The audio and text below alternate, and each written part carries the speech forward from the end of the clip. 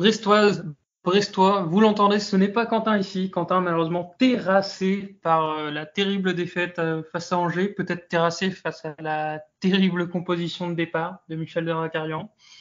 Mais bon, on se retrouve ici entre gens totalement positifs, et donc c'est pour ça que j'ai le plaisir de trouver François aujourd'hui. Salut Yann. Oui, effectivement, positif, c'est pas souvent l'adjectif qui me qualifie dans ce podcast, mais on le prend. Oui, et puis on le prend surtout voilà, un peu sur la lignée des derniers podcasts, on essaie de faire une thématique un peu globale, et la thématique ici va frôler le buzz, le putaclic. La question est très simple, c'est aujourd'hui, donc on est à la 30e journée de Ligue 1. Est-ce que le Stade Brestois peut nous faire le même coup que la saison dernière? Et en une phrase, est-ce que la catastrophe est encore possible finalement? Alors, tu me lances directement sur le sujet. Non, je te demande juste, est-ce que tu trouves que c'est un sujet un peu putaclic ou non, pas trop, ou ça Je se pense que, justifie? je pense que bon, peut-être que la question posée comme ça, avec 8 points d'avance aujourd'hui, peut apparaître. Mais en fait, non, je pense qu'il y a peut-être des signes qui sont un petit peu plus profonds que ça. Et à mon sens, elle se pose, cette question. Et en tout cas, il y a certainement des arguments qui vont aller dans les deux sens, qu'on va essayer de développer, toi et moi, pendant ce podcast. Je pense qu'elle se pose, et en tout cas, au regard de la saison dernière, en tout cas, on a le droit de se poser la question. Peut-être avant justement de rentrer dans les arguments, les opinions, un point factuel, c'est-à-dire le classement. Tout à Donc fait. Brest est donc 13e après 29 journées, compte quand même 35 points. 35 points, c'est également donc 8 points de plus que le 18e et barragiste Saint-Étienne, 12 points de plus que le 19e Metz et 13 points de plus que le dernier Bordeaux. Ah, Autre avantage qui pourrait rentrer le en compte, c'est que collaborage. Brest a un meilleur goal average Mhm. exactement que presque tous ses poursuivants en fait. Ouais, si on regarde, c'est meilleur que Angers est à -9, c'est meilleur que Troyes également qui est à -25, meilleur que Lorient qui est également totalement largué qui est à -19, meilleur que Clermont également qui est à 28 buts marqués et 51 encaissés, c'est quand même énorme, hein, du côté clermontois. Et Saint-Étienne, pareil, c'est très loin, mais c'est Bordeaux, j'en parle même pas parce que Bordeaux est à -42. Peut-être poser le débat. La question ici, elle se pose uniquement pour la 18e place, ou tu penses que Brest est encore concerné par les deux dernières places? Ouais, c'est une très bonne question pour commencer. Et effectivement, je pense que si on se pose la question, est-ce que Brest peut encore trembler jusqu'à la fin et est capable de nous refaire le coup de l'année dernière, c'est à mon sens uniquement pour la 18e place. Je pense que Metz et Bordeaux, qui d'ailleurs doivent s'affronter dans 2 journées, sont aujourd'hui à 9 journées de la fin, peut-être trop loin. Alors j'espère, hein, que je m'enflamme pas, mais bon, j'ose espérer qu'avec 12 points et 13 points d'avance plus un goal average particulier, donc autrement dit 14 points d'avance sur Bordeaux, à 9 journées de la fin, ils vont pas nous remonter, sachant que là, ils ont un calendrier qui est quand même pas évident. Bordeaux allant à Lille la prochaine fois, Metz recevant Monaco, avant du coup le fameux, je vous avais dit, Metz-Bordeaux. Donc dans 2 journées, si les deux équipes se neutralisent notamment, l'affaire pourrait déjà presque être entendue. Moi, ce qui m'inquiète, c'est plus la place de 18e, occupée par Saint-Étienne aujourd'hui. Et on se rend à Geoffroy Guichard et Saint-Étienne est quand même dans une belle dynamique depuis un petit moment. Oui, c'est ça. Là, je te rejoins là-dessus, sur ce point. Pour moi, Saint-Etienne ne sera pas 18e, ni 19e, ni 20e. Mais il n'y a pas que Saint-Etienne. C'est ça, finalement, qui, pour moi, est très rassurant. Il y a quand même d'autres équipes qui n'avancent pas. Je pense notamment à Clermont, qui a eu peut-être une petite embellie il y a quelques semaines, mais voilà, on retrouve le Clermont qu'on connaît, c'est-à-dire un Clermont qui n'a pas sa place en Ligue 1, voilà, je vais dire les mots. Surtout qu'ils ont perdu Otonji récemment. Et typiquement, là-dessus, je peux être surprenant, mais je ne serais pas surpris de voir Metz finir devant Clermont. Pour moi, on parlait évidemment des deux derniers, Bordeaux avec leur contexte totalement fou en ce moment, mais je parlerai presque de trois derniers en rajoutant Clermont. Alors juste si on regarde un petit peu avant de s'intéresser plus au Stade Brest, enfin c'est le Stade Brestois, mais sur la dynamique actuelle des 5 dernières rencontres, des 5 derniers matchs, Brest est quand même 16e, hein, avec 4 points uniquement et 3 petits buts marqués sur les 5 derniers matchs. C'est quasiment la plus mauvaise attaque sur la période, avec Bordeaux et Metz justement. Metz qui en a marqué qu'un seul et Bordeaux 2 buts, qui pourtant Bordeaux marquait pas mal de buts par le passé. Brest est 16e et tu as raison, derrière on a Clermont, Angers, Metz et Bordeaux. Donc c'est d'autres équipes qui sont coude à coude avec nous, voire un petit peu plus bas que nous, qui n'avancent pas non plus très vite. Donc ça, c'est à mettre au crédit des choses un peu plus positives, j'ai envie de dire. Mais justement, tu as évoqué peut-être le mot qui fait mal, hein. C'est Angers qui avait pas gagné depuis donc 7 matchs, qui avait même enchaîné 7 défaites consécutives. Ouais. On peut peut-être revenir rapidement dessus, mais on l'avait vu venir et ça s'est passé comme on l'a vu venir en fait. Bah c'est ça, c'était un petit peu le match, et c'est pas la première fois cette année, j'ai l'impression, qu'on se présente à un match où c'est un petit peu le match tournant. On se dit, si celui-là on gagne, on peut peut-être passer dans la première partie du tableau, ou on peut peut-être se libérer totalement et définitivement de la pression qu'il y a derrière. Et généralement, à chaque fois qu'on joue ces matchs, je pense au match à Reims, que l'on ne parvient pas à remporter malgré le penalty de Belaïli, hein, qui est sifflé, qui est manqué. Je pense au match contre Lorient à domicile où tu as l'occasion de les enterrer, parce que si tu gagnes ce match, ben, évidemment, le fameux match à 6 points. Hein. Et là, pareil, le match à Angers. Alors, le match à Angers, il souffre de beaucoup de problèmes, à mon sens. Déjà, le fait que tu perdes contre une équipe qui mettait pas un pied devant l'autre, parce que même s'ils gagnent, ils méritent pas forcément enfin, Brest ne mérite pas de gagner, mais Angers ne fait pas grand-chose pour le gagner non plus.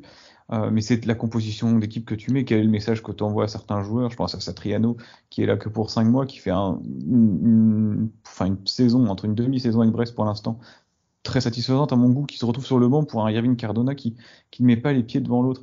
Pourquoi pas attendre et se sauver et relancer Cardona sur les derniers matchs de la saison? Ça me paraît beaucoup plus cohérent. Là, tu lui mets une pression énorme et on a bien vu que malgré le but qu'il met contre l'OM, qui est à mon sens totalement anecdotique, si tu veux te maintenir, ça passera pas par Irving Cardona devant, mais certainement plutôt par un Satriano qui devra faire la différence. Oui, évidemment. Et puis on a surtout cette impression que on a une phase d'hésitation. C'est ça qui moi m'a beaucoup dérangé. Voilà, on a récupéré quand même notre charnière centrale habituelle, donc RL Chardonnay qui, malgré des performances en dents de scie pour Christophe Ferrel, a fait ses preuves en fait sur cette saison. Et paf, il nous ressort un schéma à 5 avec un Duverne. Enfin, la charnière centrale n'a pas été mauvaise sur ce match, loin de là. Mais c'est tout l'équilibre entier de ton Ouais, équipe que c'est ça. tu remets en cause. C'est ça. Et puis j'ai eu senti à Angers une équipe qui finalement, alors peut-être que, j'espère que je me trompe, et c'est peut-être que aussi de la télé c'est un petit peu différent, et en réalité les joueurs n'avaient pas le même esprit, même la même idée que moi, pardon, c'est que j'avais l'impression de voir une équipe un petit peu déjà en vacances. Bon, on a 35 points, ça devrait le faire. En plus, ça correspond un petit peu, ça corrobore les propos de Michel Darzacarian après le match à Lens, où il dit cette année il n'y aura pas besoin de 42 points pour se sauver. Je pense que 38 ça ira. Il reste effectivement une victoire pour avoir ces 38 points en 9 matchs. On peut espérer que, logiquement, en recevant Clermont, en recevant Bordeaux, en allant à Metz, en recevant Clermont, tu puisses les prendre ces 3 points-là. Mais je trouve que c'est pas forcément un message que tu dois envoyer à une équipe qui, déjà, l'année dernière, s'est retrouvée dans cette position de glisser tout doucement au classement. Là, sur les 4 derniers matchs, c'est 3 défaites, dont une défaite contre Lorient et une défaite contre Angers qui sont derrière nous. Et là, tu relances des adversaires directs. Et à mon sens, c'est très dangereux. Et d'ailleurs, Michel Derzakarian, ça on le sait, est très agacé par le comportement de certains joueurs qui à l'entraînement ne donnent pas tout, ne sont pas assez compétiteurs, ne vont pas chercher la gagne forcément. Mais du coup, c'est paradoxal. Il y a ce côté où il est énervé par le comportement des joueurs et l'autre côté où il laisse transparaître dans les médias une certaine sérénité quant au maintien. Et je trouve que c'est un petit peu dangereux de jouer sur ces deux tableaux. Il devrait mettre le paquet pour glaner les derniers points qui manquent au plus vite. À mon sens, il faudra plus que 3 points, au moins 41, ce sera minimum à mon avis pour éviter la 18e place, 41 points. 41-42 comme l'année dernière, il n'y a aucune raison que ça se joue plus bas. Quand tu vois la dynamique de Saint-Etienne, ensuite Clermont, Lorient, 3, etc. vont s'affronter aussi, donc ces équipes vont forcément prendre des points, d'autres vont en perdre, tu me diras, et tu auras raison. Mais il faut donner toujours une carotte à cette équipe pour qu'elle avance, et ce serait dommage de perdre en fait cette avance qu'on a réussi à acquérir, notamment avec la très belle série de victoires à un moment donné en hiver.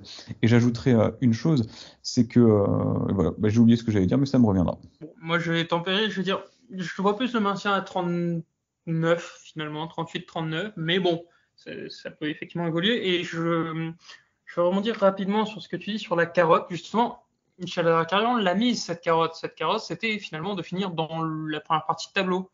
Et ce qui ressort quand même, et là je te rejoins totalement, c'est que ça n'a pas l'air d'intéresser plus que ça les joueurs. Et ça pose en fait la question de l'ambition de ces joueurs, de ce groupe qui, je pense, sera très content du maintien et malheureusement n'ira pas forcément chercher plus haut. C'est en tout cas le ressenti qu'on a eu en voyant le match à Angers où, comme tu le dis, la première mi-temps, les mecs paraissent en vacances, quoi. Et bon, après, là où je te rejoins également sur l'ambivalence, c'est que d'un côté, on a des Carrion qui essayent d'avoir ce discours ambitieux, qui le dit même vis-à-vis du club qu'il faut plus d'ambition. Et derrière, il se pointe à Angers, qui n'a pas gagné depuis 7 matchs, et laisse le ballon à Angers, mais un schéma quand même qui vise avant tout à blinder derrière. Ça me, Bah, ça me chagrine un peu. J'aime beaucoup Derrick Carrion, mais sur ce match-là, je trouve assez difficile de le défendre finalement. je Peut-être suis, pour la première fois de la saison d'ailleurs. Je suis d'accord avec toi, et d'autant plus qu'on connaît très bien l'aspect psychologique dans le sport de haut niveau. Et quand ça va très bien, on a bien vu lorsque Brest remportait les 6 victoires d'affilée, notamment le match à Marseille, où tu as l'impression qu'ils tirent 2 fois, ils marquent 2 fois, il y a quasiment rien qui peut leur arriver. Et à contrario, la première partie de saison, les 11 premiers matchs, lorsqu'on n'arrivait pas à mettre un pied devant l'autre, bah, tout nous était défavorable. Et on sait que la confiance d'une équipe est absolument primordiale. Or là, tu te rends à Angers, et dès la composition d'équipe, tu donnes un message à ton adversaire, c'est déjà, tu changes totalement ton organisation. Tu donnes confiance finalement à l'équipe adverse qui, petit à petit, s'enhardit, marque ce penalty, et tu n'arrives absolument pas à les mettre en danger. Or, l'idée aurait été de mettre une pression, même si tu es à l'extérieur, une pression sur l'équipe adverse, sur un gardien en plus qui jouait son deuxième match de Ligue 1 seulement dans sa carrière, si je dis pas de bêtises, pour les faire douter. Et tu marques le premier but à Angers, tu leur mets certainement la tête sous l'eau, et tu repars avec 38 points, ils en avaient 29, l'affaire était réglée. Or là, tu relances un concurrent direct qui va certainement peut-être relancer sa saison et te dépasser dans les semaines qui viennent. Alors, c'est l'histoire d'un match, c'est des matchs, tu as le droit de perdre des matchs en Ligue 1, c'est plutôt la manière, effectivement, qui me dérange, à la fois la manière du coach d'aborder la rencontre, mais également des joueurs sur le terrain de ne pas tout donner, contrairement au match à Lens, où vous avez été en revanche irréprochable par le passé. C'est un peu cette irrégularité de l'équipe dont on parle, j'ai l'impression, depuis qu'on a fait ce podcast, depuis qu'on a créé le podcast en 2019, cette irrégularité des prestations. Avec Dalloglio, c'était un très beau visage à domicile et plutôt ridicule à l'extérieur. Avec Der Zakarian, c'est pas vraiment le cas, parce qu'à l'extérieur, on a pu être plutôt intéressant. Je pense au match à Lens, où finalement, ils ont des occasions, mais on remporte une victoire face à une équipe très en forme. Là, c'est plutôt l'irrégularité match après match. Tu peux faire un très beau match, après passer complètement à côté, comme contre Lorient ou Angers, ou alors faire un coup d'éclat contre Troyes. Je ne sais pas ce qui manque à cette équipe, j'ai du mal à me l'expliquer. Qu'est-ce qui manque à cette équipe pour, sur la durée, vraiment passer ce petit cap, finalement, pour être une équipe comme le FC Nantes, comme Montpellier? Alors, certainement, je pense que c'est une question de talent. Ça, c'est compliqué. Peut-être sur l'irrégularité, excuse-moi. J'ai l'impression que cette saison, Brest est presque meilleur face aux équipes qui sont théoriquement plus fortes. Oui, c'est Finalement, possible. toutes les grosses déceptions qu'on a eues ces derniers mois, c'est face à des équipes qui étaient soit derrière nous, soit qui étaient au fond du trou. Donc, on aura peut-être une première réponse face à Montpellier la semaine prochaine, puisque Montpellier, grande surprise, après une belle première partie de saison, est un peu en train de couler en deuxième partie de saison aussi. On aura un premier élément de réponse, mais voilà, ça va être là mon premier point vraiment positif, c'est qu'effectivement, cette équipe est irrégulière, mais dans les deux sens. Je pense pas qu'on soit dans la même situation que l'an dernier où les performances vont aller en se dégradant. Je pense que Brest va continuer comme ça à faire un bon match suivi de peut-être un ou deux mauvais matchs, puis de nouveau un bon match. Et voilà, je ne sais pas si c'est l'effet derrière Carrion ou si ça va être parce que les joueurs ont un peu retenu la saison passée, mais il y aura forcément, je pense, peut-être deux victoires qui vont arriver dans cette fin de saison parce que on a bien vu que sur un match, Brest peut faire beaucoup de bonnes choses, y compris face à les plus gros adversaires, et y Bah, compris à l'extérieur. dans la situation dans laquelle on est, je suis assez d'accord avec toi. Si on avait été comme Clermont-Lorient à 28 points, vraiment à un point ou deux au-dessus de la zone rouge, je t'aurais dit que j'aurais été très inquiet parce que la dynamique, je vois pas Brest à tenir un rythme suffisant pour prendre 10 points sur les 9 matchs qui restent. Je sais pas pourquoi, je vois cette équipe un petit peu avoir du mal jusqu'à la fin. En revanche, là, avec 35 points, c'est vrai que t'es pas non plus très loin du but. Et sur les 9 matchs restants, t'es pas à l'abri de gagner un match un peu surprenant, même gagner contre, je sais pas, Strasbourg à domicile qui fait une très belle saison, ou d'aller gagner à Monaco, parce qu'il y a des histoires un petit peu étranges dans cette saison. Et je pense, à l'heure actuelle, on refera le même podcast peut-être dans 4 ou 5 matchs, et là, ce sera pas la même musique, mais à l'heure actuelle, je dirais qu'on va se maintenir, parce que effectivement, tu reçois des adversaires qui sont à ta portée à domicile, il suffit que tu en battes un ou deux, et normalement, ça ira. Mais notre avis est un peu biaisé, je pense, par rapport à l'année dernière. Si on n'avait pas vécu la saison dernière, je pense qu'on aurait dit, bon, on fait une saison tout à fait correcte, 35 points après 29 journées, c'est les standards du Stade brestois. J'ai un petit peu peur. J'ai un petit peu peur juste que on est quand même avec beaucoup de joueurs prêtés. Est-ce que ces joueurs vont tout donner, se battre jusqu'à la fin de saison, dans la mesure où ils savent que de toute façon, certains retourneront à l'Inter, certains sont en fin de contrat. c'est un équilibre qui est extrêmement fragile. Alors heureusement aussi, il y a une chose qui est à mettre à notre crédit, c'est qu'entre Saint-Étienne, 18e, et nous, il y a quand même 4 autres équipes, Angers, Troyes, Lorient, Clermont. On peut aussi compter sur des séries de ces équipes-là qui soient un petit peu moins bonnes également. Et quand même souligner que vis-à-vis de ces équipes, on a notre destin en main, puisqu'on les joue tous les 4. On joue Saint-Étienne, Clermont, Metz, Bordeaux. Et on finit même en recevant Bordeaux. Donc bon, là, ça serait potentiellement un match de la mort. J'avoue que ça me ferait extrêmement plaisir de faire descendre les Girondins de Bordeaux, mais c'est un avis personnel peut-être. Mais Oui, mais tu as raison, tu as tout à fait raison. Cela dit, tu avais dit quelque chose de très intéressant tout à l'heure aussi sur les adversaires de Brest et les matchs positifs de Brest cette année. c'est ça. Beaucoup de matchs ont été remportés contre des équipes qui nous étaient supérieures. On prend 4 points contre Lille, on parvient à prendre à 3 points à Marseille, on fait deux matchs plutôt cohérents contre le PSG. On prend des points, on prend 6 points contre Lens, on gagne contre Monaco à domicile. Donc tout ça, c'est uniquement des équipes dont j'ai cité le nom qui sont dans le top 8 de Ligue 1. En revanche, Metz, on perd à domicile. Angers, on prend 1 point contre eux. 3, bon, il y a le match 5-1, mais à l'extérieur, on se fait égaliser. Lorient, on perd à domicile. Et clairement, on n'est pas foutu de les battre en étant en supériorité numérique. Alors, qu'est-ce qui va se passer à ton avis? J'aimerais bien te poser la question et t'interroger et connaître ton avis là-dessus. À ton avis, ou alors à ta place, je ne sais pas ce que tu aurais fait. Michel Derzakarian, comment est-ce qu'il doit aborder les rencontres suivantes? Est-ce qu'il doit fermer la boutique, en sachant qu'avec Brest, ça marche pas forcément, et qu'il se dit, bah écoute, il nous reste 4-5 points à prendre, on va les grappiller à coups de petits nuls et en étant moche, ou alors dans ces cas-là, où tu remets une équipe offensive avec Satriano, Nora, des joueurs qui vraiment te feront la différence. C'est compliqué à dire. J'avoue que là, tu me prends Un peu un de peu cours. de, puisque j'étais en train de vérifier le calendrier. Typiquement, bon, je pense pas qu'on prenne des points contre Nantes à domicile, mais je regarde un peu le profil. Là, il y a 2 matchs qui, moi, m'attirent l'œil au vu de la saison du Stade Brestois. Et c'est peut-être un peu surprenant, mais c'est le déplacement à Montpellier. Parce que, comme j'ai dit, Montpellier, bon, c'est Caracara. On connaît l'esprit de revanche tant des joueurs que de Michel Acarian vis-à-vis bah, soit de Montpellier, soit de l'ancien entraîneur du Stade Brestois. Et même du match aller, quand même. Celui-là, je pense qu'il est resté en travers de la gorge de beaucoup de monde. Et l'autre 4-0. match, de manière assez surprenante, c'est Lyon. On les joue le 20 avril. Lyon aura soit fini sa saison en Ligue 1, soit fera un jackpot sur l'Europa League. Mais Alors, si je dis pas de je me conneries, trompe. le 20 avril, c'est à 3 jours d'un match d'Europa League. Je ne sais plus si c'est entre les deux ou juste après, mais il me semble que c'est juste à 3. Parce que c'est un mercredi soir, ou c'est une semaine avant, une semaine. En tout cas, ils jouent. On est là. Il me semble que si je dis pas de bêtises, on est le 6e match pour eux dans une série de 3 semaines, quelque chose de très très short. Donc, possible de voir C'est ça. un Lyon un petit peu. C'est possible qu'ils aient déjà plus rien à jouer en Ligue 1, parce que là, avec 42 points, ils sont déjà à 6 points de la 5e place. Ça commence à être un petit peu long. C'est possible qu'effectivement, à mon avis, ils vont faire le all-in sur l'Europa League cette année, de toute façon, parce que c'est quasiment mort. Mais bon, après, c'est Lyon, t'es pas à l'abri de te prendre une volée à domicile. C'est quand même une équipe de qualité. Je sais pas où est-ce que tu vois Brest prendre des points sur cette fin de saison, Yann. Je regarde le calendrier actuellement, alors pour le donner à nos auditeurs, c'est Montpellier à l'extérieur, la réception de Nantes, Nantes qui est un adversaire qui nous réussit très peu depuis la remontée en Ligue 1. Déplacement à Saint-Étienne, Saint-Étienne en forme, avant la réception de Lyon. Puis après, là, c'est là que ça va se jouer, à mon avis. Il y a l'enchaînement Metz-Clermont qui peut être décisif dans les deux sens. Hein. Si tu perds ces 2 matchs et que tu n'as pas réussi à prendre des points avant, ça peut être très compliqué. Et après, la réception de Strasbourg, le déplacement à Monaco, donc 2 matchs très compliqués, la 36e et 37e journée, et la réception de Bordeaux, qui pourrait éventuellement être déjà relégué à ce moment-là. Ouais, bah, de mon côté, comme je te dis, je me vois bien faire une surprise à Montpellier, au moins prendre un nul et gagner face à Lyon. Et le match sur lequel je mets le plus de... Si je devais mettre de l'argent sur une victoire de Brest, ça serait la réception de Clermont quand même.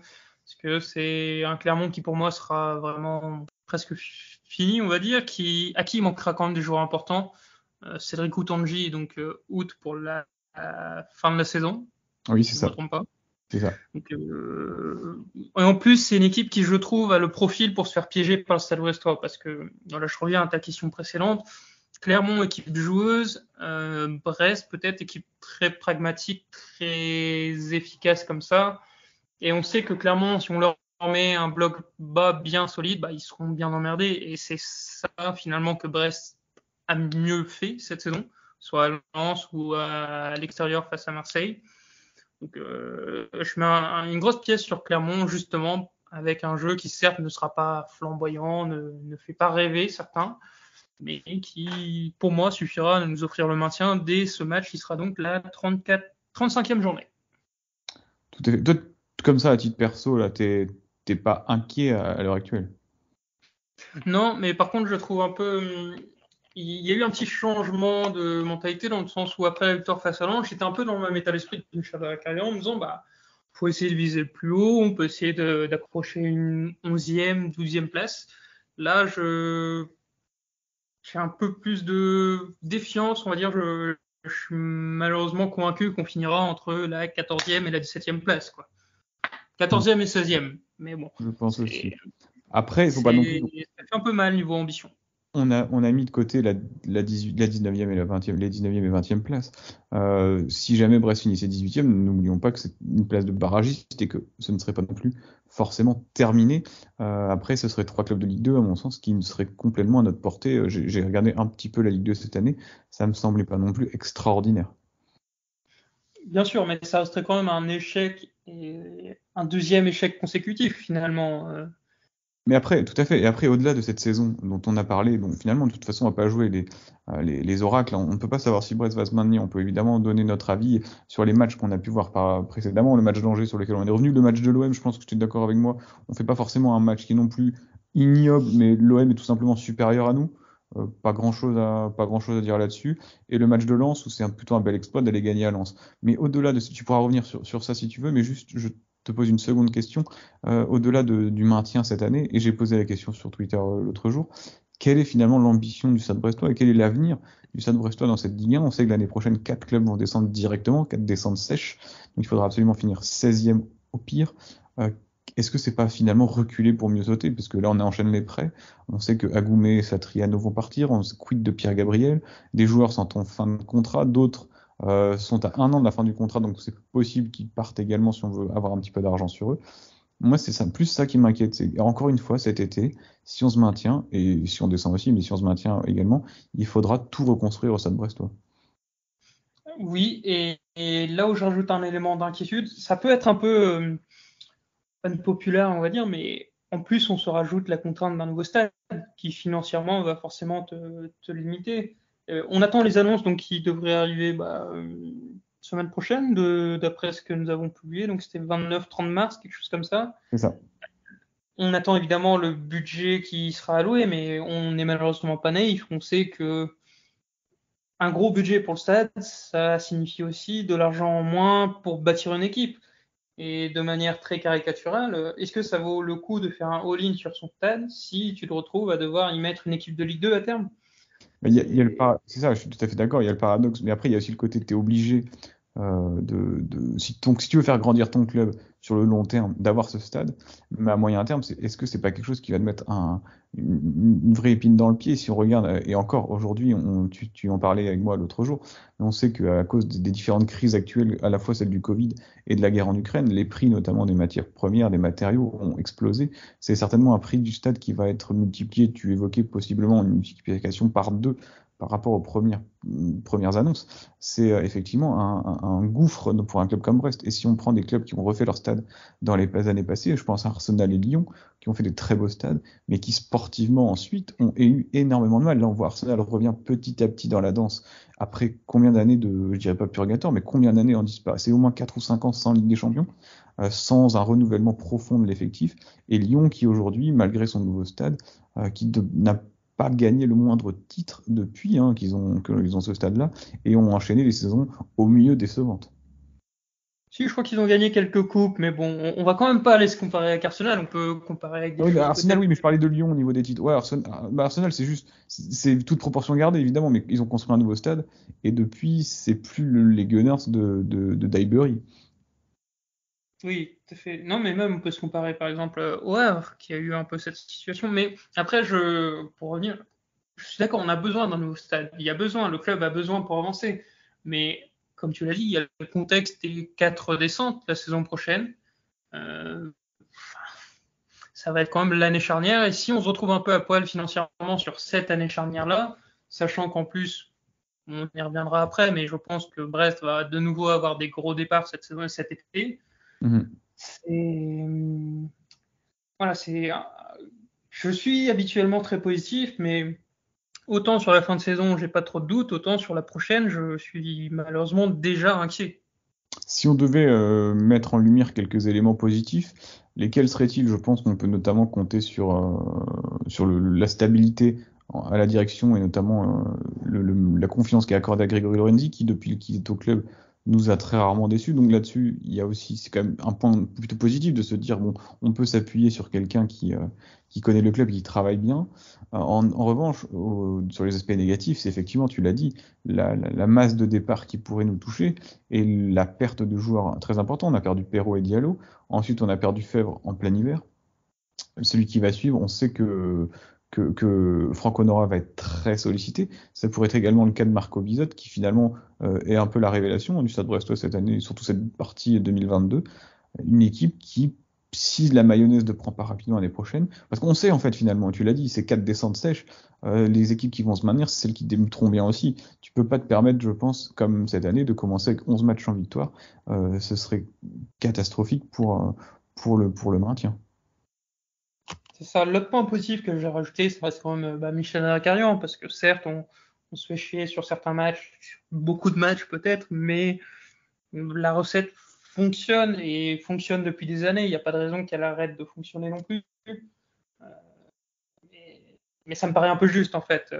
Malheureusement, mettons donc si on regarde l'effectif le 11 actuel, on pourrait presque avoir 4, peut-être 5 titulaires qui ne seraient plus là la saison prochaine. C'est énorme pour un club qui joue le maintien et qui n'aura a priori que très peu de moyens pour réinvestir. C'est ça, c'est les moyens pour réinvestir. Si tu perdais 4 joueurs, mais que tu savais que de toute façon derrière tu pourrais réinvestir sans aucun problème, là, ce serait pas un véritable souci. Alors là, tu vas perdre des joueurs clés, je pense à Franck Nora notamment, qui cette année fait une saison vraiment remarquable, à mon sens. Hein. Je sais que Quentin notamment est peut-être moins fan, mais en termes de stats, il est très bon, même s'il passe naturellement à côté de certains matchs. Tu perds Franck Nora. Après, tu avais des actifs et des joueurs qui étaient avec ce qu'on appelle un potentiel. Je pense à Cardona qui a totalement disparu de la circulation, qui aujourd'hui ne doit pas valoir grand-chose sur le marché malheureusement, malgré les promesses qu'il avait pu afficher lors de sa première partie de saison. J'ai l'impression que le Covid, lui, enfin, le confinement l'a un petit peu tué. Je suis effectivement inquiet par rapport à la suite du Stade Brestois. Parce que si on fait la liste, donc Franck Nora sera demandé. Il y a aussi les départs en prêt, donc Martin Satriano, je ne pense pas qu'on puisse le récupérer. Lucien Agoubet qui fait une saison finalement moyenne avec des hauts et des bas, mais qui mine de rien est important. Et il faut quand même rappeler que ce poste-là, ça fait quand même 3 ans qu'on cherche un joueur. Oui. Et on a tendance à oublier, moi le premier, Ronald Pierre-Gabriel, théoriquement, à la fin de l'année, il n'est plus au Stade Brestois. Tout à fait. Alors je rebondis juste un tout petit peu sur Agoumé, parce que lui, à mon avis, c'est le syndrome du joueur prêté. Énormément de talent, à mon sens. Vraiment Agoumé, hein, très très intéressant. Beaucoup de promesses, mais depuis quelques matchs, extrêmement décevant. J'avais fait de lui peut-être le joueur sur lequel on pourrait s'appuyer en 2022. Et non, je suis extrêmement déçu de lui. Est-ce qu'il a déjà la tête ailleurs? Je ne sais pas du tout, hein, j'ai pas d'informations là-dessus. Mais je trouve, ou alors il est en dedans en ce moment, mais je le trouve extrêmement décevant. Et ça, c'est le problème des joueurs prêtés. Parce que le gars n'ira pas se faire forcément mal. Il a montré des belles choses. Son prêt, pour lui, je pense, il le considère réussi. Il sait très bien qu'il retourne à l'Inter l'année prochaine. Et quoi qu'il arrive, au pire des cas, s'il joue pas à l'Inter, il sera reprêté ailleurs. Et il aura une nouvelle chance. C'est pas comme un joueur qui doit jouer un petit peu. Ça, des joueurs qui sont accrochés. Je pense à Brennan Chardonnay qui s'est accroché pendant des saisons et des saisons avec Brest sans rien lâcher parce qu'il voulait prouver en partant en prêt, Épinal notamment, et en revenant. Je suis pas sûr qu'un mec comme Agoumé donne tout pour le Stade Brestois, même si c'est certainement un très bon gars. Hein. Pas ça que je dis, mais c'est compliqué pareil pour Satriano qui, lui, peut, au bout d'un moment, s'il voit qu'il va sur le banc 2-3 fois, peut perdre un petit peu patience et attendre de rentrer à l'Inter tranquillement. Donc vraiment, cette accumulation de prêts, tu vas me dire, on n'a pas non plus énormément le choix.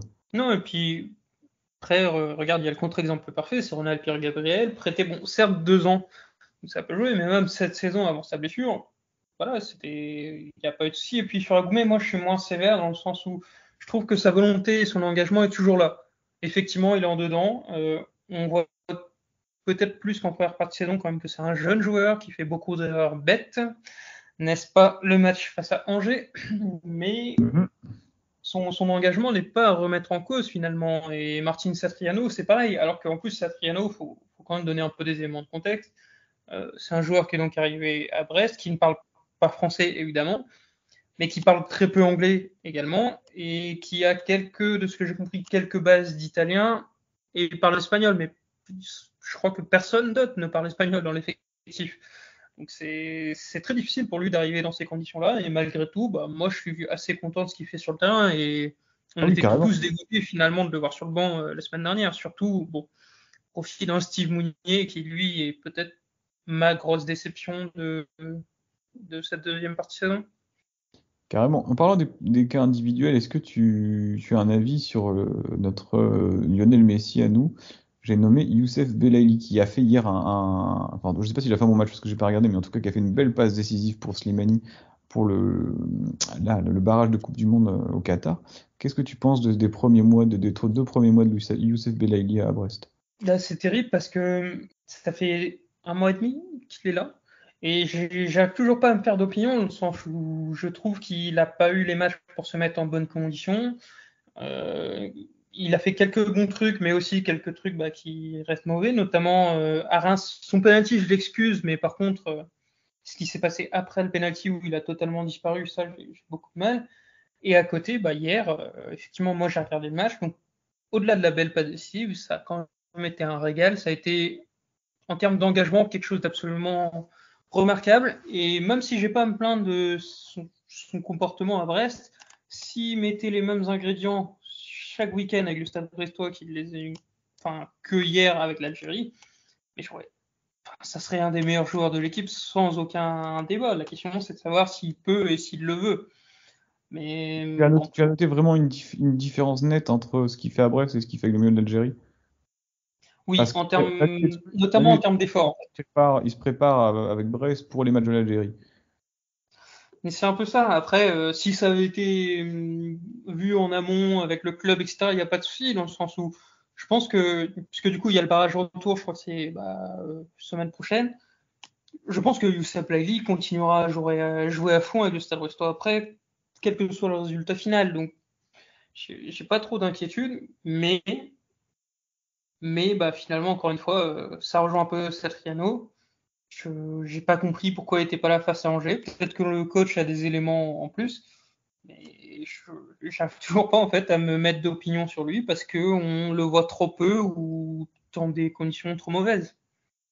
Je suis d'accord avec toi. Moi, je suis quand même un petit peu, je vais pas te cacher, hein, une petite déception quand même sur Youssef Belaïli dans la mesure où il nous avait été vendu de telle manière que je m'attendais à avoir un joueur un petit peu plus frisson, un joueur un petit peu plus avec plus de enfin, c'est pas qu'il manque de talent. Tu vois bien que c'est un joueur qui a du ballon, ça dessus, il n'y a pas de souci. En revanche, au niveau de l'engagement, du pressing, c'est un joueur qui se regarde jouer. Il n'a pas trop envie de se salir. Il joue pour lui un petit peu faire ça. Et c'est tout le temps le même geste contre l'OM. Ça m'a un petit peu, on en parlait avec Quentin au stade, ça m'a un petit peu énervé. C'est toujours un petit peu la même rengaine du joueur qui a beaucoup, beaucoup de facilité technique, mais qui, à côté de ça, va pas forcément faire les efforts pour le collectif. Et quand tu as une équipe comme Brest, t'es pas Manchester City, quoi. Tu peux pas te permettre de faire ce genre de choses. Il faut que tout le monde soit concentré sur le maintien et sur la récupération du ballon, sur le pressing, et je suis pas certain qu'un joueur comme Belaïli soit un joueur pour Brest, en fait. C'est certainement un très bon joueur, mais peut-être pas pour le Stade Brestois version 2021-2022 qui joue le maintien. Peut-être pas pour la Ligue 1 non plus. Après, je ne veux pas me faire insulter, hein, mais Mhm. Après, t'es loin, donc t'es tranquille normalement, mais. tu vois, typiquement, un match face à Clermont ou à Metz, je pense que la lumière peut venir d'un joueur comme Youssef Laïli ou dans la pauvreté technique ambiante, parce qu'il y a aussi ça, le match face à Angers, vraiment, techniquement, c'était dégueulasse des deux côtés. Et ça a peut-être été un peu mieux quand Youssef Laïli est rentré. Et donc, ouais, typiquement, sur un match comme Metz en particulier, la lumière peut venir de lui. J'attends. Enfin, après, il peut nous débloquer aussi le match sur un coup de pied arrêté, sur un petit geste. Ça peut être le joueur qui peut faire la différence sur un match un peu fermé, mais à mon avis, c'est pas forcément ça dont on avait besoin pour remplacer Romain Fèvre. Mais bon, ça, l'avenir nous dira si j'ai tort ou si j'ai raison. C'est mieux que rien. C'est mieux que Non, rien dans tous bien les sûr, cas. ça ne fait rien. Finalement, on s'est vite détourné de la question principale, mais peut-être qu'on peut tourner un peu, parce qu'aujourd'hui, on avait mis un tweet vous invitant à poser des questions un peu diverses et variées, donc peut peut-être partir sur une sorte de FAQ pour finir cet épisode. Je sais pas ce que Tout à t'en fait. penses. Tout à fait, je te suis. Ok, bah je lance les hostilités en prenant quelques questions choisies dans l'ordre. La première, c'est Jere Uronen. Quel est l'avis sur ce joueur? Est-ce que c'est un flop? Est-ce que c'est un joueur d'avenir? Ou voilà, tu le J'ai envie de places te dire, comment?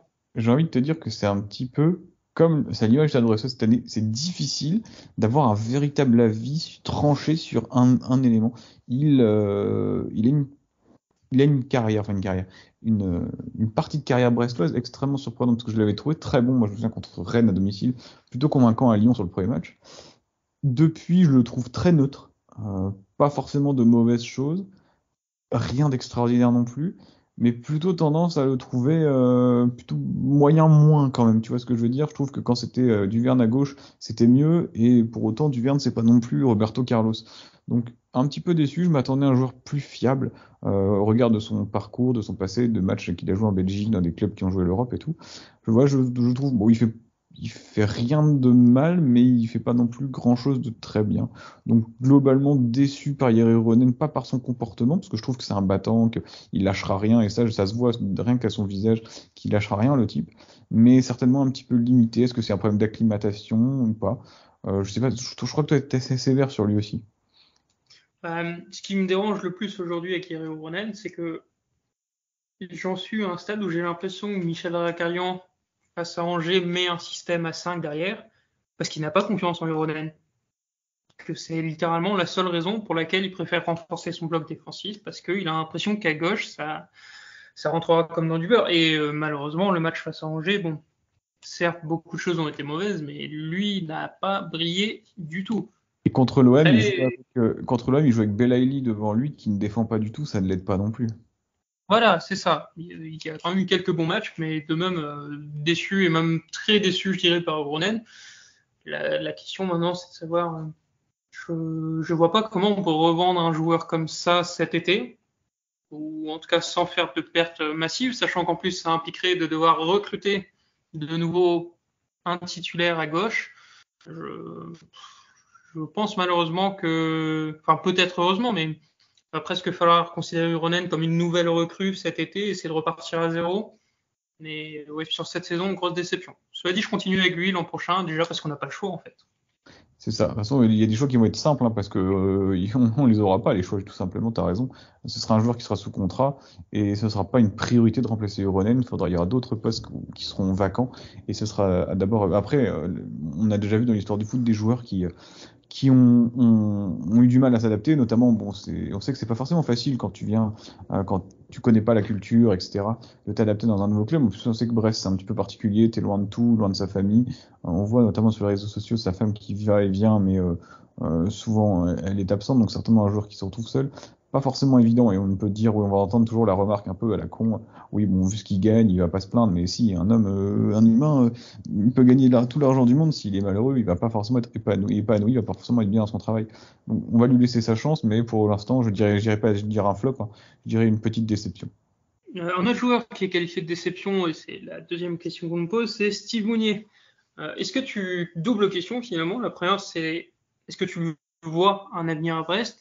Et la deuxième, on publie cet épisode après l'édition spéciale de l'équipe qui révèle les salaires des joueurs et qui révèle donc que Steve Mounier est le joueur le mieux payé du Stade Brestois, qui est 70 000 euros mensuels.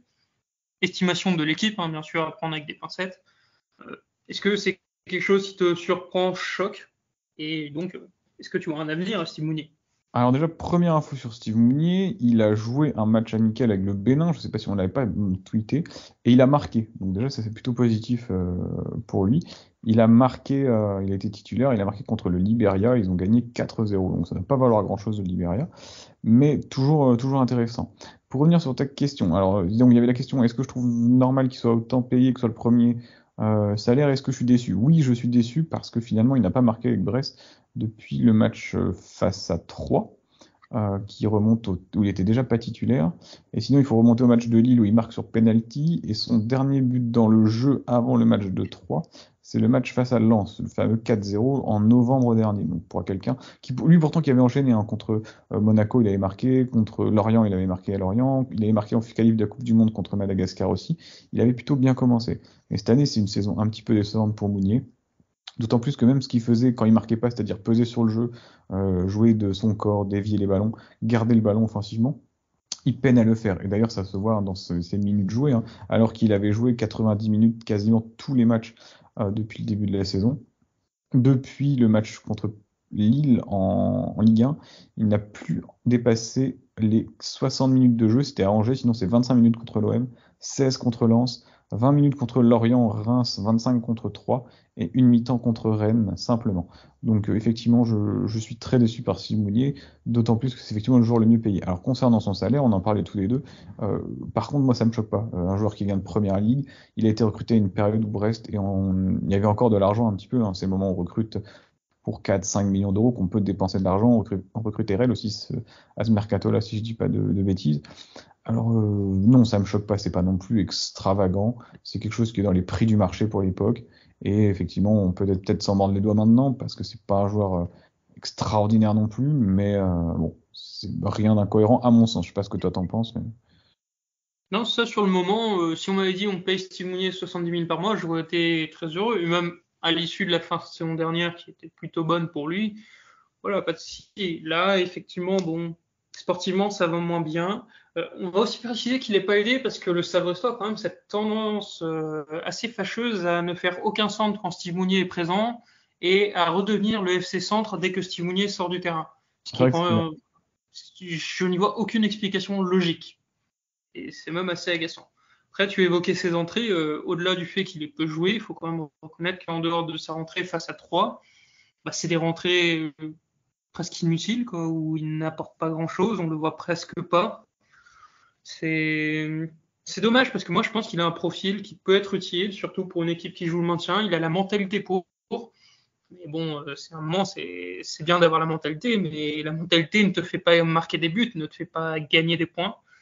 C'est assez dommage et on y revient encore finalement, mais le voir démarrer alors que Satriano est sur le banc face à Angers, c'est une aberration. Bah, devoir démarrer avec Satriano sur le banc, c'est ça en fait. Qui démarre à la limite mais avec Satriano avec lui pour tenter, pourquoi pas, d'aligner les deux joueurs ensemble. D'autant plus que Mounier Oui, avait totalement. avait eu des propos qui étaient plutôt intéressants lorsque Satriano est arrivé. Je me souviens de son interview d'après-match contre 3, où il dit bah voilà, je suis remplaçant parce que effectivement bah, j'ai été moins performant ces dernières semaines, la concurrence ça doit pousser n'importe qui à faire mieux, etc. Donc je me suis dit ah bah c'est bien, Satriano va pousser Mounier à se dépasser, à revenir un petit peu dans le jeu. Et finalement pas du tout, parce que est-ce que tu vois du mieux depuis que Satriano est arrivé? Moi pas du tout. Donc j'aurais bien aimé par contre les voir un petit peu associés. Je sais pas ce que tu en penses, est-ce que ce serait deux joueurs qui iraient bien ensemble sur le terrain? Bah, c'est une magnifique transition vers une autre question qu'on nous a posée, c'est quelle animation offensive pour la fin de saison? C'est-à-dire bah, le ou les attaquants plus les joueurs en fait à vocation offensive. Est-ce que Bah, toi tu veux revoir Franck Honora piston droit par exemple? plus jamais. C'est comme les joueurs, tu vois, il y a des joueurs qui ont fait leur carrière sur un match ou sur un but. Je pense, je vais exagérer pour Pavard, mais on va lui rappeler toute sa vie son but contre l'Argentine. Et ben là, le fait qu'Honora ait marqué contre Lens en piston, on se dit ah bah tiens, une trouvaille de Michel Delzacarian, etc. Oui, d'accord, mais c'est pas viable sur le long terme cette histoire. Qu'on le fasse quand on est maintenu pour tester les choses, pour préparer éventuellement l'année prochaine des plans A, des plans B. Mais là, quand tu es dans l'urgence de points, tes joueurs offensifs tu dois les mettre dans les meilleures conditions. Là, Honora, il a 60-70 mètres à faire à chaque fois avec le ballon pour se montrer dangereux. Alors, il a fait contre Angers en début de match, à un moment donné, il a eu un petit peu la même occasion que contre Lens, enfin, un petit peu similaire, on va dire. Et il est trop loin, il est à bout de course, il n'arrive pas, tu peux pas lui en vouloir. Donc non, je ne veux pas voir Honora sur le côté, je veux voir Honora devant. Et je veux surtout qu'il y ait Satriano qui soit devant, parce que je pense qu'il a un niveau au-dessus de tout le monde offensivement. Et après, tu peux l'associer à qui tu veux. Je ne veux plus que ce soit le Doiron non plus, parce que effectivement, il a eu quelques matchs un petit où il marche un peu sur l'eau, mais à mon sens, c'est pas un joueur extraordinaire. Jérémy Le Doiron, il fait les efforts et tout, mais c'est trop juste, trop limité techniquement. À mon sens, hein, je veux pas être méchant envers lui, parce que je pense qu'il apporte beaucoup d'autres choses, mais plutôt un joueur qui rentre en jeu. En revanche, Mounier et Satriano, ça peut m'aller, ou alors simplement tu fais Satriano devant, Honora d'un côté, Del Castillo de l'autre, ou Belaïli, où tu te débrouilles pour faire quelque chose comme ça. Oui, moi c'est aussi sur ce schéma, je partirais celui qui finalement avait montré quelques belles promesses, hein, notamment, je crois que c'est ça qui a aligné face à 3, hein, Satriano devant avec Del Castillo, Nora et Belagli derrière.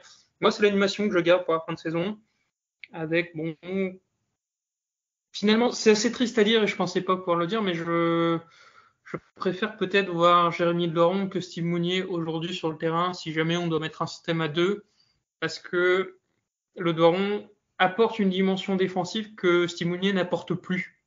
Et c'est quand même un symbole. Enfin, c'est quelque chose qui, moi, m'inquiète beaucoup sur les performances de Steve Mounier. Voilà. Bah, dans la mesure, ce que tu dis est vrai, dans la mesure où on a déjà parfois sur le terrain un Belaïli qui défend quasiment pas. Ça fait un petit peu le même. Enfin, pareil, c'est toute proportion gardée, évidemment, et sans comparer les joueurs.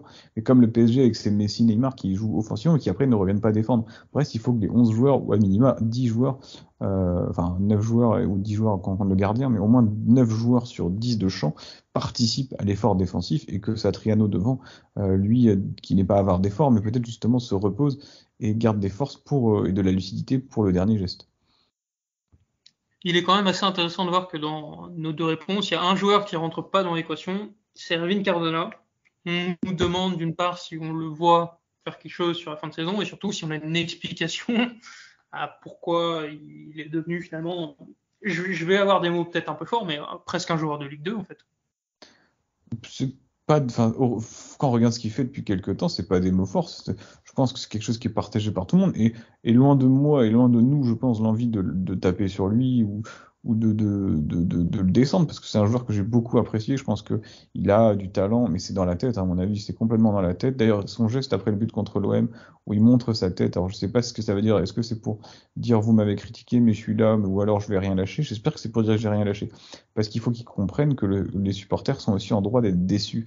Le supporter, il n'a pas simplement à applaudir, comme nous dans ce podcast, à applaudir et dire que tout va bien. C'est pas notre rôle. Il y a eu même Messi a été sifflé au parc. D'accord? Donc quand les joueurs ne font pas ce qu'il faut, on peut. Alors lui, je dis pas qu'il fait pas ce qu'il faut dans les efforts, mais en tout cas dans la tête, il y a un blocage et on voit bien, ça c'est très net. Hein. Tu l'as vu, on en a parlé et beaucoup de gens sur les réseaux l'ont mis en avant. C'est contrôle de balle, c'est conduite de balle, c'est choix. C'est généralement fait en dépit du bon sens, c'est fait à l'envers. Et c'est regrettable parce que c'était un joueur vraiment d'instinct lorsqu'il est arrivé à Brest. Combien de buts il a marqué dans des manières un peu improbables. Je pense à son but face à Nantes, son but à Dijon, évidemment. Ce sont des choses qui faisaient de lui un joueur assez imprévisible. On comparait à Jean-Pierre Papin à un moment donné sur son but à Dijon. Et là, il est complètement dans le trou. Alors, c'est le problème du serpent qui se mord la queue un petit peu. Hein. Si tu le mets pas, il risque pas de se remettre, mais quand tu le mets, il n'est pas au niveau. Donc, à mon avis, ce qu'il faut faire, c'est attendre de se maintenir pour essayer de le relancer dans le grand bain. Mais avant, c'est à mon sens se tirer un peu une balle dans le pied. Et même pour lui, c'est pas lui rendre service. Oui, justement, tu parles de ce côté imprévisible qu'il avait. Là, je trouve que depuis plusieurs mois, Erwin Cardona, c'est presque devenu un joueur de pouce-ballon, en fait. Il récupère le ballon, il le pousse 20 mètres devant et il court derrière. Alors que, Et en plus, il le pousse non, au... certes, il court vite, mais je veux dire, il a d'autres qualités qu'il a montrées. Et là, je lance peut-être un débat, qualité qu'il a montré quand il jouait à gauche. Finalement, sur le papier, ça pouvait paraître une bonne idée de le mettre dans l'axe, mais je crois pas en fait qu'il ait fait un. S'il a dû faire le match face à Strasbourg à l'aller, mais en un an et demi, c'est sa seule bonne performance en pointe. Donc pourquoi pas finalement, si on doit absolument le relancer, si Zakarian considère qu'il mérite de par son implication à l'entraînement au quotidien, peut-être essayer de le remettre sur la ligne de 3 derrière Satriano. Surtout que, comme tu le dis, Lely a peut-être des soucis pour défendre. On sait que Cardona, ça ne sera pas le cas. Mais aujourd'hui, bon, je ne suis pas à l'entraînement, mais très clairement, Cardona, moi, c'est plus une option dans mon esprit. Mais voilà, l'entraîneur a des éléments qu'on n'a pas, rappelons-le. Je suis d'accord avec toi, et c'est vrai qu'il faut bien rappeler ça, c'est qu'on n'est pas à l'entraînement au quotidien. J'ai vraiment pas envie de l'enterrer au Cardona parce que quand tu vois son but à Strasbourg, ce mec met un but extraordinaire avec un contrôle incroyable. Le but qu'il met contre Dijon, c'est également un but d'un joueur talentueux. Et c'est pas son talent que je remets en cause, c'est plutôt l'état dans lequel il est actuellement et certainement l'état mental. Il y a beaucoup de paroles qui se libèrent justement en ce moment autour de ça, de ce côté un petit peu psychologique des joueurs de très haut niveau qui ont le droit d'avoir des moments de moins bien. Et je pense que Cardona connaît aujourd'hui ce moment de moins bien.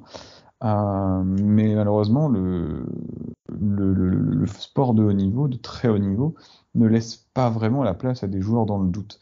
Et aujourd'hui, il faut laisser la place à quelqu'un qui est plus en confiance, un Satriano qui marquait récemment sur chacune de ses frappes, ou alors au moins le Doiron qui donne tout. Je dis pas que Cardona donne pas tout, mais le Doiron va tenter, va être acharné, alors que Cardona aura peut-être tendance à baisser la tête un petit peu rapidement en ce moment. Donc pour moi, c'est non pour Cardona actuellement. On va peut-être finir sur une note, j'allais dire positive, mais pas tant que ça finalement.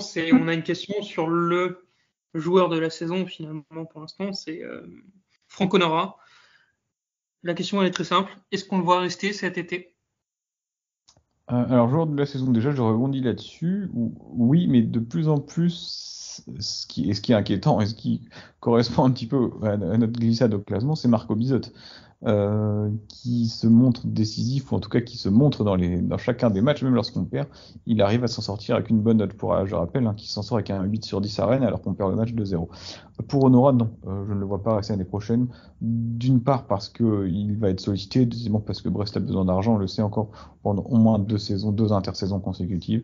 Donc, à mon avis, le club, en cas de belle offre ou d'offre satisfaisante, se verra dans l'obligation de le laisser partir.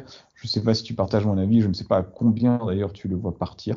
À mon avis, ce sera moins évidemment qu'un Romain Fèvre ou qu'un Romain Perrault, mais autour de 8-10 millions d'euros. Je pense que Franco Nara quittera le Stade Brestois.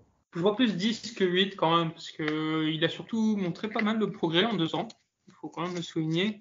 Et au-delà de ça, en fait, la question qui se pose, c'est est-ce que Franco Nora a envie de partir? Moi, je comprendrais totalement. Il a quand même montré qu'il valait peut-être un peu plus que le maintien, le milieu de tableau, peut-être une équipe qui essaie de jouer l'Europe. Je comprendrais qu'il veuille partir. Je le laisserai volontiers partir parce qu'en 2 ans, il n'a pas eu à se plaindre de lui. Il y a eu peut-être une ou deux sorties hasardeuses dans les médias, mais Justement, voilà. je voulais rebondir là-dessus, parce qu'on en avait parlé dans le podcast sur les sorties de Franco Nora. Alors déjà, d'une part, je pense qu'il est entouré, hein, de manière un petit peu, alors pas par la question familiale, mais peut-être par son agent et son service de communication, par des gens qui ont peut-être tendance à un petit peu trop en faire, voire peut-être trop en dire. En revanche, son discours, lorsqu'il dit qu'il prend Brest un petit peu comme un tremplin, effectivement, quand tu es supporter de Brest, ça peut paraître un petit peu pas choquant, parce qu'on n'est pas on n'est pas des dindons de la farce, mais on est un petit peu décevant. En revanche, on peut absolument pas, on peut mettre à son crédit le fait qu'il s'est toujours battu, il aura toujours tout donné. La saison n'est pas terminée, mais c'est un joueur auquel on ne peut absolument rien reprocher et qui, s'il venait à partir, pour moi, serait une réussite dans le recrutement de Grégory Lorenzi, et son passage à Brest serait une vraie réussite, en tout cas, à part les quelques premières semaines, premiers mois, dirons-nous, avec Dalloglio. Pour moi, là, depuis un an et demi, il est totalement au niveau de la Ligue 1, il fait partie des meilleurs joueurs. Oui, une réussite vraiment pour tout le monde parce qu'il a beaucoup progressé. Je ne sais pas parce que c'est Lorient qui est également intéressé. Je ne sais pas s'il aurait eu d'aussi belles performances à Lorient. Mais finalement, la meilleure des manières pour lui de partir, ça serait de permettre à Brest de finir quoi, 12, 13e. Mhm. Ouais, dans ces places-là, ouais. Et je regarde les autres questions. Globalement, on a déjà abordé donc nouveau stade. On salue Mèche qui souhaite savoir comment fonctionne la bombe de froid du docteur Cargastel. On essaiera de lui demander un de ces quatre. Et voilà. Sinon, les principales questions sur les objectifs court moyen terme, on y a déjà répondu. Sur la saison prochaine également. Donc je sais pas, est-ce que toi il y a d'autres points que tu voudrais aborder en guise de conclusion finalement? Bah, Je vois non. que ça parle d'alcoolisme, attention. Ah oui, me concernant, oui, tu parles. Euh, on salue Victor également pour ces questions toujours très pertinentes. Pour conclure, moi, c'est vraiment l'aspect un petit peu usant à terme de toujours, et vous allez me dire, mais oui, mais c'est inhérent au Stade Brestois d'être dans cette situation quand tu es en Ligue 1, et c'est Quentin qui le dit d'ailleurs très bien, qu'on est une équipe de Ligue 1,5, c'est-à-dire qu'on peut être haut de tableau de Ligue 2, bas de tableau de Ligue 1, mais c'est un petit peu usant à force, en fait, de toujours jouer la même chose, et toujours d'être dans l'incertitude et de ne pas avoir vraiment de projet long terme. Alors le projet du nouveau stade qui s'annonce, en tout cas qui devrait voir le jour, dans les années qui viennent, en tout cas qui va nous être présenté dans les jours qui viennent, peut être un mal peut être un mal pour un bien, voire un bien pour un mal, je ne sais pas comment le dire. Effectivement, sur le très long terme, c'est nécessaire. Sur le court terme, est-ce que c'est pas quelque chose qui va nous tuer, nous enterrer? L'avenir nous le dira. Sinon, bah, c'est vraiment simplement se concentrer sur le maintien. On va être stressé jusqu'à la fin, hein. Il faut prendre ces 6 points, 5, 6, 7 points qui manquent pour voir tranquillement la fin de saison. Et c'est dommage de ne pas avoir gagné ce match contre Lorient ou le match à Angers pour justement être maintenu dès maintenant et permettre à Grégory Renzi de préparer la saison suivante tranquillement, d'anticiper les choses, d'entendre, de recevoir Franco Nora, de voir quel est son projet, peut-être si on sait qu'il va partir, de penser à de recruter quelqu'un. Voilà. Juste aussi, on peut peut-être rajouter, Yann, que la Ligue et Brest va recevoir de l'argent. Je ne sais pas si tu as vu ça passer. Oui, vas-y, j'ai suivi de très loin, mais je te laisse la main dessus, en effet. Alors, tu me laisses la main dessus. Alors que je ne dise pas de bêtises, je retrouve exactement les tenants et les aboutissants du projet. En fait, si je dis pas de conneries, la Ligue de football professionnel a ouvert donc son capital à l'entrée donc CVC Capital Partners dans une création d'une filiale commerciale et donc qui ont investi à hauteur de 1,5 milliard d'euros dans la LFP. Donc c'était bien partenaire à hauteur de 13%, hein. Donc ce qui indique que une part des revenus récurrents générés dans les 10 prochaines saisons, à la fois en termes de droits audiovisuels et commerciaux, domestiques, de droits audiovisuels internationaux, de droits digitaux, iront à ce fonds. Et donc cet accord s'accompagne surtout de la part des clubs d'une volonté affirmée d'adhérer au projet de développement du football professionnel français porté par la LFP et valide donc par ce nouveau partenaire CVC Capital Partners qui a également investi, si je dis pas de bêtises, en Espagne, dans la Liga espagnole. Et concrètement pour le Stade Brestois, qu'est-ce que ça va donner? Ça va donner que le club va recevoir 33 millions d'euros sur 2 ans. En 2 fois malheureusement. Donc c'est 16,5 millions d'euros qui seront versés en juillet 2022, donc ça fera certainement du bien au club, et le reste sera versé en juin 2023. Alors à l'origine, lorsqu'ils ont discuté de ce projet de filière commerciale, l'argent devait servir pour les infrastructures des clubs et non pas pour rembourser les dettes notamment. Je ne sais pas s'il y a une obligation légale par rapport à ça ou pas, mais en tout cas, peut-être que le Stade Brestois utilisera ces 33 millions d'euros pour le projet du nouveau stade et pas pour les transferts. Sauf que, évidemment, la question se pose. On sait que l'année prochaine, il y a 4 descentes sèches et qu'il faudra absolument bâtir une équipe compétitive. Donc, que va faire le club de cet argent? On ne sait pas. À savoir également, c'est que cet argent est partagé, donc ce milliard 5 n'est pas partagé de manière totalement égale. C'est-à-dire que des clubs comme le PSG notamment vont toucher 200 millions d'euros, si je ne dis pas de bêtises. L'OM et l'OL 90 millions d'euros. D'autres clubs européens, je pense à Rennes et Nice notamment, toucheront 80. Et les autres clubs comme Brest toucheront 33 millions. Donc tout le monde finalement va toucher de l'argent. Et Brest fait partie de ceux qui en touchent le moins. Donc ça ne va pas être forcément un avantage pour le club. Mais il fallait quand même le dire et en parler. Tout à fait, ça peut être un avantage pour le club par rapport à des concurrents internationaux, finalement, qui n'auraient pas cette aide. Donc, Tout à fait. Même si mais on est déjà loin, là, finalement, puisqu'il reste quand même donc 9 journées de Ligue 1. Donc on se retrouvera plusieurs fois à l'occasion de ces 9 journées. On essaie toujours de composer avec un emploi du temps qui malheureusement est variable, mais on s'y retrouvera. Et puis on espère aussi se retrouver bientôt dans le nouveau stade. Un nouveau stade dans lequel malheureusement on n'aura pas l'occasion de voir le visage si familier de JP, donc irréductible ultra brestois qui nous a malheureusement quitté la semaine dernière. On a une grosse pensée pour lui et si vous êtes supporter brestois ayant fait le moindre déplacement dans votre vie, c'est à peu près certain que vous avez déjà rencontré ce grand monsieur du stade brestois. Et donc grosse pensée pour lui et allez Brest tout de même.